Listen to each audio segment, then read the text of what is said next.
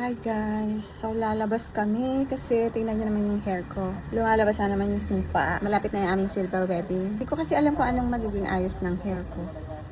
Bahala na. Ayan tayo pupunta. Anong name mo? I'm Jonathan po, aka Mina. Let's start!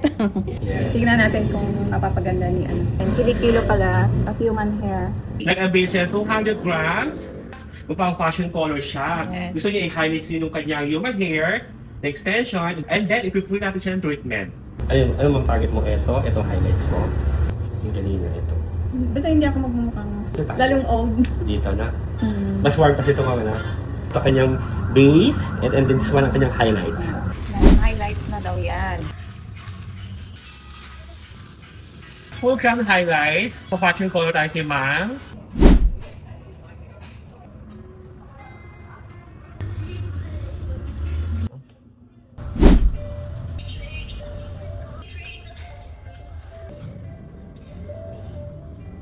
Tapos sa ilalim. Yan ang pinakalamas na liwak. Ito na kanyang pretty ma'am. Papakita ko talaga ang bagong bukas. Ito ma'am, may curtain sa akin.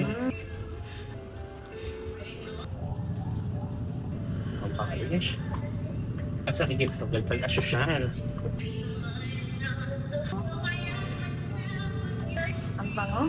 So, standby para paano pumasok sa mga highlight. Kasi pagka nag-highlight kasi may plastic na medyo dry. The line! Oh. Kaya pag tumubo yung highlights mo, ma'am, routines lang, na-enjoy mo itong highlights mo hanggang December, bababa ito.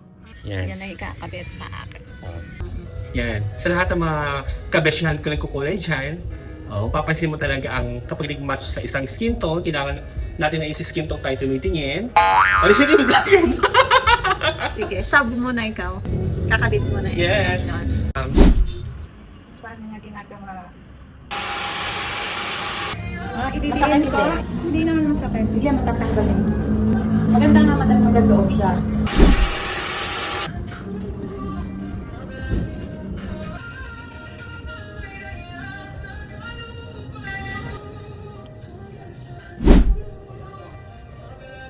I love it. Yan. Hi.